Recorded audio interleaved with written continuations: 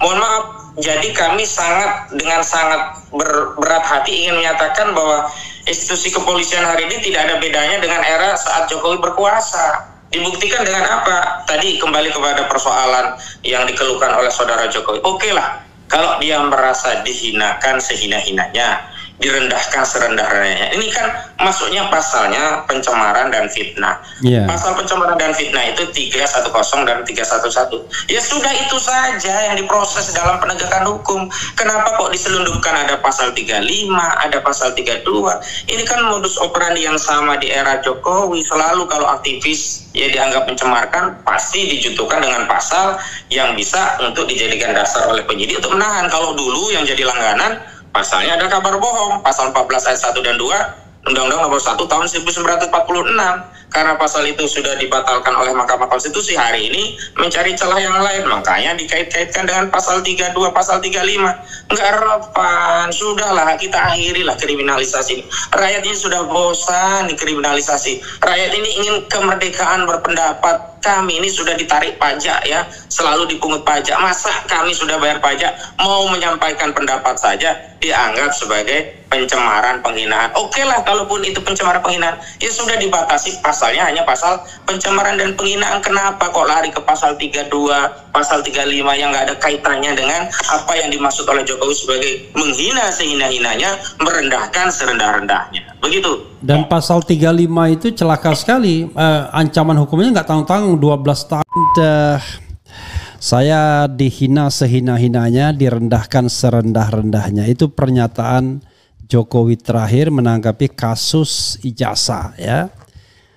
Sobat Era sekalian, selain itu perkembangannya adalah ada pihak-pihak yang sudah mulai dipanggil dan akan diperiksa, baik diperiksa sebagai saksi untuk kasus pemalsuan dokumen di Barreskrim Mabes Polri, maupun saksi yang diperiksa untuk kasus yang dilaporkan Jokowi, yaitu di Polres di Polda Metro Jaya.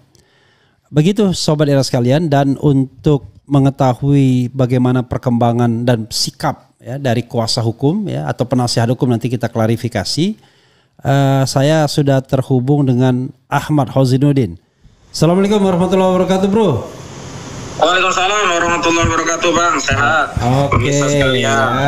Yaitu soal pernyataan terakhir Jokowi yang mengatakan saya dihina sehina-hinanya, direndahkan serendah-rendahnya ya. Kalau saya sih punya pendapat juga ya, sebagai jurnalis yang juga pengamat ya, citizen jurnalis dan yang juga pengamat. Tetapi saya ingin tanya pendapat dari Bro Hozainuddin mengenai pernyataan ini. Silakan. Baik, kami justru bertanya di mana ya frasa yang bisa dikaitkan dengan menghina sehina-hinanya atau merendahkan serendah-rendahnya dalam konteks kritik akademik yang disampaikan oleh klien kami. Baik itu oleh Rizal Fadila, Rismon Hasiholan, Roy termasuk Dr. Tifa. Kami perlu sampaikan bahwa yang disampaikan itu adalah dalam konteks menjelaskan kepada publik ada problem terhadap ijazah dan skripsi saudara Joko Widodo.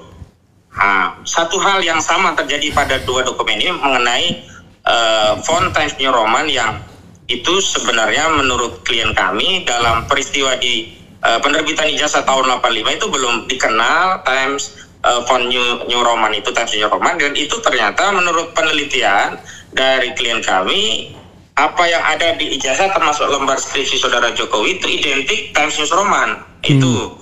Yang kedua, ijazah lembar pengesahannya itu tidak ditandatangani secara lengkap oleh otoritas yang berwenang. Itu juga persoalan yang menjadi kritik. Nah, ketiga, klien kami juga mempersoalkan nama-nama otoritas yang berubah-ubah baik di ijazah maupun terutama di skripsi. Misalkan nama yang disebut sebagai Ahmad Sumitro itu berubah menjadi Soemitro. Kemudian ada nama yang diakui sebagai dosen pembimbing Kasmujo, ternyata di lembar skripsi justru tidak ada.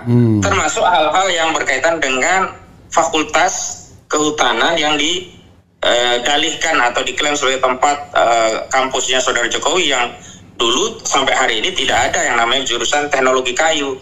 Nah, ini adalah satu ungkapan yang ada basis datanya Dan data itu bahkan data primer untuk skripsi ya, karena diberikan langsung oleh otoritas UGM, bahkan diizinkan untuk difoto. Nah, dasar itulah kemudian dianalisa. Sementara memang ijazahnya ini yang beredar di sosial media, tetapi kalau dikaitkan dengan fotokopi ijazah yang pernah dipamerkan oleh Dekan Fakultas Kehutanan UGM ya, itu si Sigit Sunarta, juga yang pernah ditampilkan dalam Infokus ya, dalam bentuk mungkin saat itu entah PDF, entah itu PowerPoint, kita tidak tahu, tapi yang jelas ditampilkan besar oleh orang-orang yang mengklaim itu sebagai kawan Jokowi yang memamerkan ijazahnya, ini ijazahku, mana ijazahmu, sementara di belakang itu ada ijazah Jokowi yang besar, yang itu sama dengan yang sedang diteliti oleh klien kami ini. Nah, di mana letak penghinaannya? Yang kedua, di mana letak serendah-rendahnya? Nah, kalau kita mau bicara tentang menghina dan merendahkan, tentu kita semua rakyat Indonesia ya patut untuk merasa direndahkan dan dihinakan oleh seorang pemimpin yang 10 tahun dipersoalkan ijazahnya, tidak mau menunjukkan ijazahnya, berdalih ini itu, awalnya berdalih ya kalau bukan perintah pengadilan tidak akan ditunjukkan, akhirnya ditunjukkan kepada kuasa hukum, ditunjukkan kepada 11 wartawan, kemudian berdalih lagi sudah ditunjukkan kepada penyidik tapi tidak mau ditunjukkan kepada masyarakat, berdalih lagi itu adalah hak asasi manusia sehingga tidak mau ditunjukkan kepada publik, tapi begitu diminta di proses peradilan di Surakarta tidak juga ditunjukkan. Ini menurut saya penghinaan bukan hanya kepada masyarakat, penghinaan terhadap hukum gitu.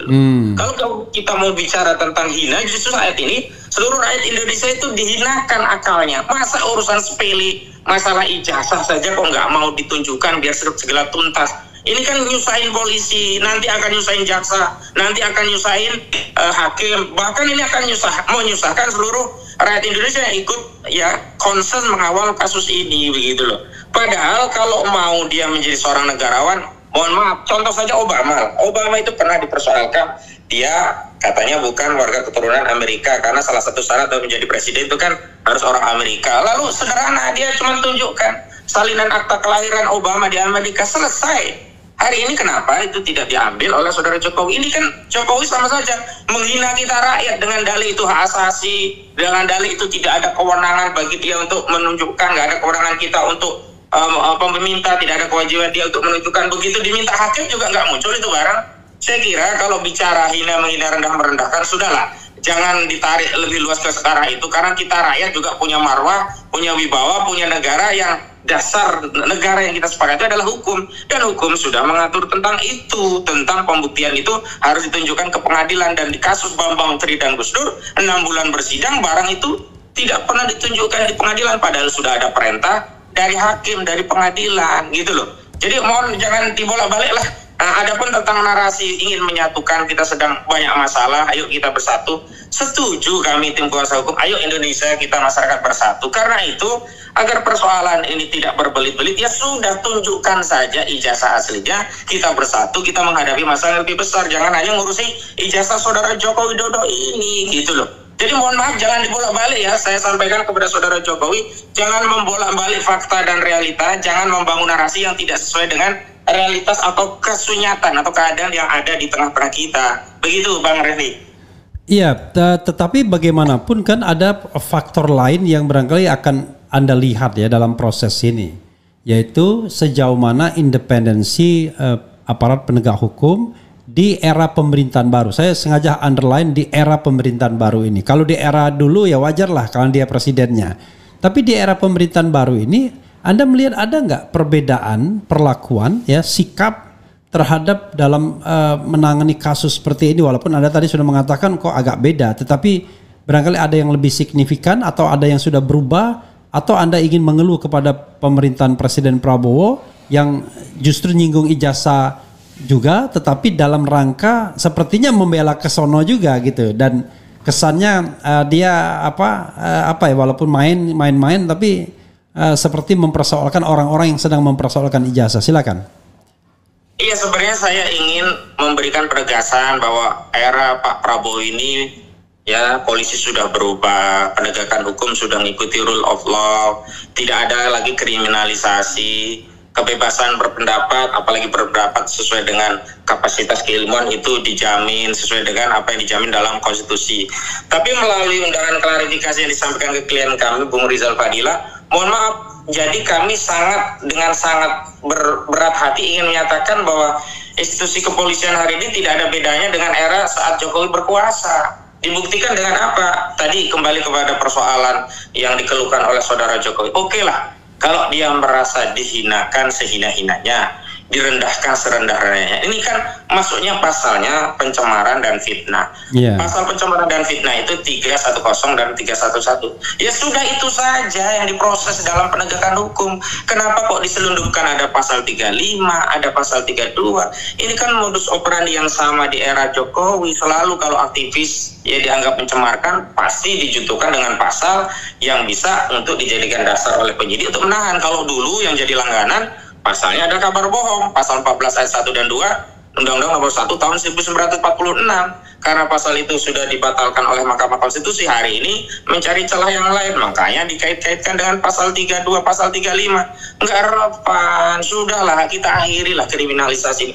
Rakyat ini sudah bosan dikriminalisasi. Rakyat ini ingin kemerdekaan berpendapat. Kami ini sudah ditarik pajak ya, selalu dipungut pajak. Masa kami sudah bayar pajak, mau menyampaikan pendapat saja dianggap sebagai pencemaran, penghinaan. Oke lah, kalaupun itu pencemaran, penghinaan, ya sudah dibatasi pasalnya hanya pasal pencemaran dan penghinaan. Kenapa kok lari ke pasal 32, pasal 35 yang nggak ada kaitannya dengan apa yang dimaksud oleh Jokowi sebagai menghina sehina-hinanya, merendahkan serendah-rendahnya. Begitu. Dan pasal 35 itu celaka sekali, ancaman hukumnya nggak tanggung-tanggung 12 tahun. Kalau Anda ingat misalnya Gus Nur dan Bambang Tri itu dituntut dengan hukuman maksimal 10 tahun berdasarkan undang-undang yang Anda sebutkan tadi, pasal 14 ayat 1 Undang-Undang 1 1946. Nah, Anda melihat ada nggak upaya ke arah sana untuk memberat-beratkan ancaman agar kemudian memunculkan ketakutan kepada pihak lain, deterrent effect? Kan model pemerintahan yang lalu seperti itu kan, dengan ngambil Bambang Tri dan Gus Nur lalu kemudian diancam dengan 10 tahun, dituntut 10 tahun, divonis 6 tahun, dan akhirnya 4 tahun. Itu soal lain. Silakan. Iya, tadi saya sudah keluhkan. Saya sebenarnya ingin menyatakan bahwa eranya Pak Prabowo itu sudah berbeda dengan eranya Pak Jokowi dulu gitu. Tapi dengan pemanggilan undangan klarifikasi ini, mohon maaf, akhirnya saya dengan berat hati ingin menyatakan bahwa era hari ini tidak ada bedanya dengan era Jokowi. Itu satu. Yang kedua, memang ini akan bahaya, bisa jadi nanti diancamnya maksimum 12 tahun penjara, dan pesan untuk menakut-nakuti itu jelas tegas ada. Pertama, mengaitkan pasal yang tidak ada relevansinya dengan pencemaran dan fitnah, tapi diselundupkan masuk menjadi bagian proses dalam penyelidikan. Kedua, pasal yang diambil nggak kaleng-kaleng, kalau dulu cuma ancamannya 10 tahun, ini 12 tahun. Tapi saya mau ingatkan begini, sebagai bangsa yang bermartabat ya, kalau benar motifnya adalah untuk menakut-nakuti, mengancam, membungkam, kita ambil presiden saja. Setelah Gus Dur dan Bambang Tri divonis 6 tahun, kemudian dikurangi menjadi 4 tahun di pengadilan tinggi dan dikuatkan oleh Mahkamah Agung, apakah kritik terhadap masalah ijazah ini berhenti? Apakah manusia kemudian orang-orang takut? Kan enggak. Justru muncul seorang Rizwan Hasiholan Sianipar. Bahkan kritiknya tidak lagi berdasarkan penelusuran, wawancara, analisa yang sifatnya tidak berbasic ilmu, tapi berdasarkan penelusuran fakta seperti yang disampaikan oleh Bambang Tri. Hari ini Rizwan Hasiholan Sianipar itu ahli forensik digital yang paham betul tentang huruf-huruf, angka-angka, dimensi daripada huruf, angka, termasuk juga kertas dan sebagainya, karena dia ahli forensik digital. Kan tidak juga kemudian dulu orang kapok setelah Bambang Tri dan Gus Dur dibungkam, di penjara, nggak ada lagi yang ngomong ijazah palsu. Hari ini kan malah dokter-dokter. Jadi jangan kemudian berasumsi kalau ini klien-klien kami itu ditangkap, persoalan ijazah palsu ini akan selesai. Dan ingat Bang Refli, apa yang dipersoalkan oleh klien kami ini bukan persoalan klien kami, ini persoalan seluruh rakyat. Makanya kami juga persoalkan kalau kita bicara equality before the law, kalau asasnya adalah dia, saudara Jokowi, merasa direndahkan serendah-rendahnya, dihinakan sehina-hinanya karena tuduhan ijazah palsu. Hari ini cobalah scroll ke YouTube, scroll ke TikTok, scroll ke grup-grup WhatsApp lah, scroll ke Facebook, scroll ke Instagram, dan scroll ke X terutama yang rame. Itu yang ngomong soal ijazah palsu itu jutaan orang gitu loh. Memang mau melaporkan semua orang gitu? Memang orang-orang itu akan takut begitu kalau orang menyampaikan pendapat dianggap kejahatan kemudian berusaha dikriminalisasi. Dan memang Mabes Polri sanggup begitu untuk memproses semua orang yang mengatakan ijazah Jokowi itu palsu. Harusnya kalau ada penyelesaian pertama dan itu diambil oleh saudara Jokowi, maka itu lebih cepat untuk menuntaskan masalah ini. Dan sesuai dengan narasi yang disampaikan oleh saudara Jokowi, kita lebih baik memikirkan hal-hal yang lebih penting. Ya, ada ancaman global, kita butuh bersatu, ada perang dagang, ada perang yang benar-benar perang Ukraina dengan Rusia, ada masalah Palestina Gaza dan seterusnya. Oke, kita ikuti narasi itu, tapi kok antara narasi dengan sikap dan tindakan kok nggak nyambung. Masa mantan presiden digituin aja bikin laporan polisi, memalukan menurut saya, begitu Bang Refdy. Iya, kan Anda ngomong itu seolah-olah ijazah aslinya ada kan, ijazah yang bisa ditunjukkan ada. Tapi kalau memang tidak ada kan pasti memang akhirnya ya memang muter bulat kata Dr. Tifa kan. Gimana? Nah justru itu yang membuat masyarakat semakin yakin ijazah asli itu kagak ada, Bang Refdy gitu loh. Itu yang harusnya oleh saudara Jokowi ditenteramkan, diyakinkan bahwa ijazahnya ada. Caranya apa? Sederhana, tunjukkan saja kan selesai.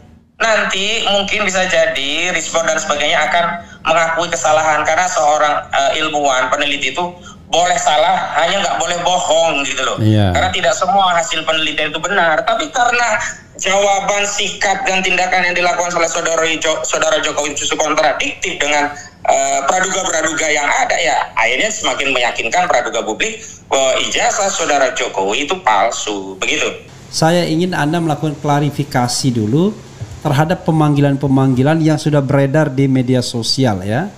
Terutama kepada Rizal Fadila.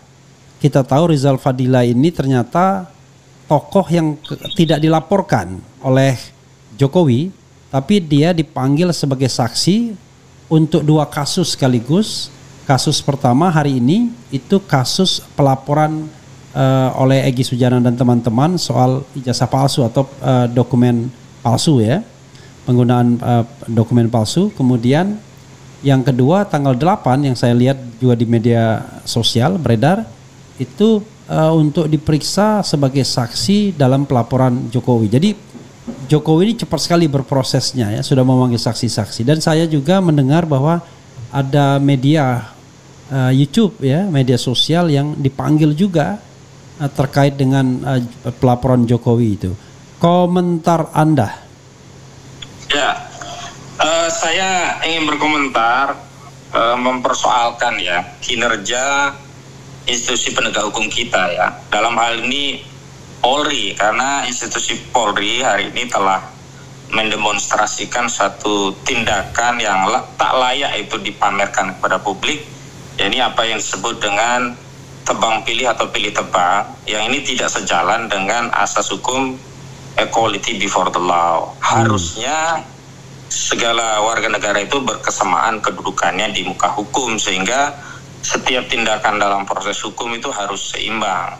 Maksud kami adalah begini, laporan terkait dugaan 263 berkaitan dengan pemalsuan dokumen berupa ijazah palsu yang dilaporkan ke Baris Mabes Polri, itu sampai hari ini belum diterbitkan LP. Memang benar, hari ini sudah ada pemanggilan kepada sejumlah pihak untuk dimintai klarifikasinya, misalkan Rizal Fadila, Medi Juniarto, ada Rustam Effendi hari ini dipanggil di Bariskrim. Namun pemanggilan itu bukan dalam konteks pro justisia dalam kerangka melakukan penyelidikan, tetapi hanya melakukan klarifikasi berkaitan dengan adanya laporan informasi. Artinya laporan-laporan terkait ijazah palsu Joko Widodo ini baru masuk kategori DUMAS atau pengaduan masyarakat yang tindak lanjutnya oleh Mabes Polri hanya ditindaklanjuti dengan membuat laporan informasi. Ujung daripada laporan informasi ini nanti setelah mereka lakukan kajian hanya memberikan rekomendasi kepada penyidik untuk diterbitkan LP atau laporan polisi. Ini berbeda jauh dengan laporan yang disampaikan oleh saudara Joko Widodo. Jadi laporan saudara Joko Widodo 30 April yang lalu langsung diterbitkan LP dan langsung melakukan pemanggilan. Meskipun pemanggilan itu baru sebatas undangan klarifikasi, tapi jelas di dalam undangan klarifikasi yang disampaikan kepada klien kami, Rizal Fadila, itu rujukannya jelas adanya LP yang diterbitkan di 30 April 2025 lalu di Polda Metro Jaya. Dan kita tahu Joko Widodo kan di 30 April itu datang langsung ke Polda Metro Jaya dan membuat laporan luar biasa. Dan langsung diperiksa juga kalau tidak salah dengan 35 pertanyaan katanya. Langsung diperiksa dan klaimnya sudah menunjukkan ijazahnya. 5 Mei ditindaklanjuti dengan pemanggilan dan 8 Mei ini akan ada proses undangan klarifikasi. Jadi tidak seimbangnya di situ ya.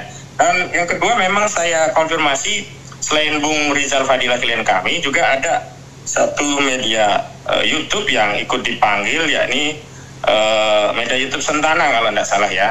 Dan itu berkaitan dengan peristiwa di tanggal 26 Maret 2025 yang dikeluhkan oleh saudara Joko Widodo, tapi kita belum tahu apa sih materi muatannya, dan sejumlah pasal-pasal yang kita khawatirkan tadinya akan digunakan untuk mengkriminalisasi itu ternyata benar dipakai, yakni pasal 35 dan 32 Undang-Undang ITE yang sebenarnya tidak ada relevansinya dengan kasus ijazah palsu kalau benar itu dianggap mencemarkan dan sebuah fitnah bagi saudara Joko Widodo. Sebagaimana kita ketahui selama ini kan keluhan saudara Joko Widodo adalah dia merasa tercemar dan difitnah. Begitu untuk awalan. Oke, kalau bisa disebutkan pasal 35 itu ya, saya bacakan ya. Pasal 35 Undang-Undang nomor 11 tahun 2008 tentang informasi dan transaksi elektronik. Ini nggak berubah ya pasal 35 ini ya? Tidak, ya 35 tidak berubah. Oke, mengatur 32 tidak berubah. Yang berubah nanti 27 ayat 3 menjadi 27A terkait penyerahan kehormatan ya. Mengatur tentang manipulasi, penciptaan, perubahan, penghilangan atau pengerusakan informasi elektronik dan atau dokumen elektronik dengan tujuan agar dianggap otentik, kan gitu ya. Sebenarnya ini kena untuk orang yang menyebarkan ijazah Jokowi ini sebenarnya. Pasal ini kan.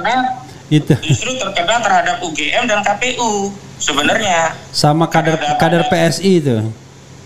Iya, juga UGM dan KPU. Iya. Karena di UGM itu di repository tentang ijazah-ijazah yang diupload oleh UGM itu ada penelusuran dari netizen yang mengkonfirmasi bahwa ijazah skripsi Jokowi itu diupload di tahun 2018, pernah diubah dan ada lagi di 2019. Artinya itu kan yang masuk kategori itu, termasuk ada perubahan atau bahkan penghilangan data-data saudara Joko Widodo sebagai kandidat capres 2 periode di KPU. Itu juga sudah hilang informasi dari Pak Taufik. Harusnya kan yang lebih relevan itu, karena klien kami itu tidak melakukan apapun terhadap dokumen itu, hanya melakukan analisa. Khusus Rizal Fadila ini bahkan dia merujuk analisa ahli dari rekan-rekan yang lain, misalnya Rismo Nasiolan dan Dr. Tifa termasuk Roy Suryo, begitu. Ini ancamannya tidak tanggung-tanggung ini ya.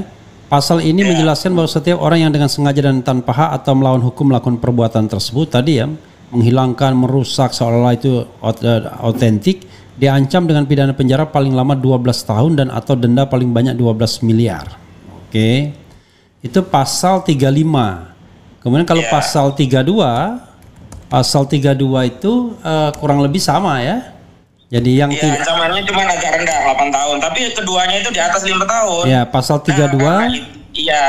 Karena itulah kami menduga bahkan meyakini ini adalah modus operandi untuk mengkriminalisasi dengan menyelipkan atau bahasa kami menyelundupkan pasal-pasal yang tidak relevan dengan dugaan tindak pidana yang sedang diselidiki.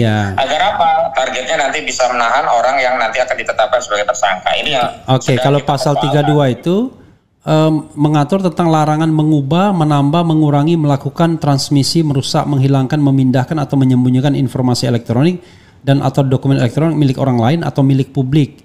Tindakan tersebut dilakukan. Jadi kalau tadi membuat seolah itu otentik, kalau sekarang menyimpan, menghilangkan, ya kan? Lalu kemudian ancaman hukumannya berapa? 8 tahun ini ya? 8 tahun ya. Oke, jadi selain itu dikenakan juga pasal 27 ya? Ya, kalau 27 itu penyerangan kehormatan dengan media elektronik kalau itu Ya. masih wajar lah karena ancaman pidananya hanya 4 tahun itu. Ya, dan ini setelah adanya putusan MK ya kan, itu tidak boleh dilakukan oleh pejabat publik, institusi ya, warga negara boleh sih ya. Ada 2 hal setelah putusan MK. Pertama, tidak boleh diterapkan jika itu dilakukan dalam konteks kepentingan publik. Nah, dalam konteks kepentingan publik kan kita butuh transparansi karena seorang Joko Widodo itu bukan tukang bakso, tukang mie ayam, tapi dia pejabat yang pernah menduduki jabatan publik, yakni presiden.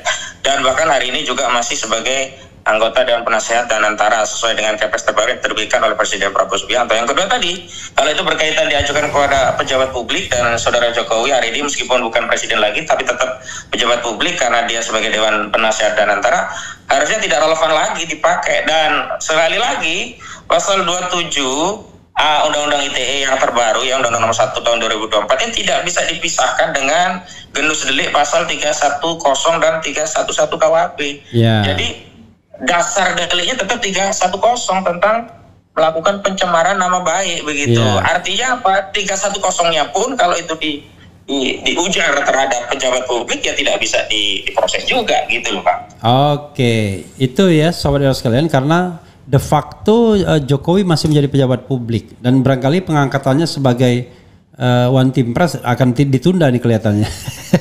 Ya biar proses ini jalan dulu mungkin. Karena isunya kan One Team Press ya kan. Kemudian kalau pasal 27 ya itu sudah kita bahas. Nah sekarang Bro, apa yang Anda ingin sikapi ya sebagai kuasa hukum atau penasihat hukum ya, mungkin masih kuasa hukum ya karena belum masuk ke delik ke pidananya, dengan pemanggilan tersebut?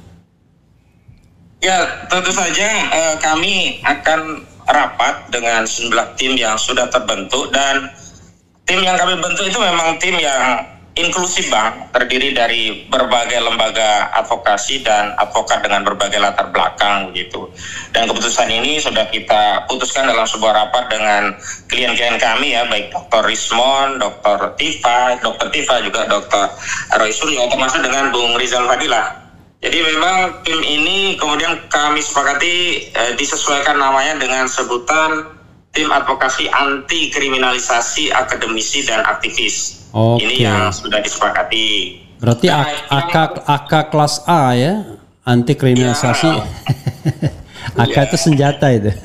Iya. Itu yang disepakati kemarin karena kita cepat merespon dengan membuat rapat. Yang kedua memang seluruh tim advokasi yang sudah ada ini akan dikoordinir menjadi satu dalam tim ini, dan tidak menutup akan masuk, misalnya akan masuk nanti juga dari PBHI, LBH Jakarta juga YLBHI, dan itu akan dikoordinasi oleh Pak Abraham Samad yang memang concern juga untuk ikut mengadvokasi kasus ini, karena memang klien kami ini ya, pejuang-pejuang kita ini tidak sedang melakukan satu tindakan kriminal atau kejahatan, tapi sedang menyampaikan pendapat berdasarkan kepakaran atau keilmuan yang mereka kuasai dan bisa mereka pertanggungjawabkan. Dan kalau harus dituntut pertanggungjawaban, ya pertanggungjawabannya pertanggungjawaban akademis, pertanggungjawaban ilmiah, bukan pertanggungjawaban pidana begitu. Ini yang kami persoalkan begitu. Itu yang pertama kami konfirmasi kepada seluruh pemirsa RH Channel dan yang lainnya. Yang kedua,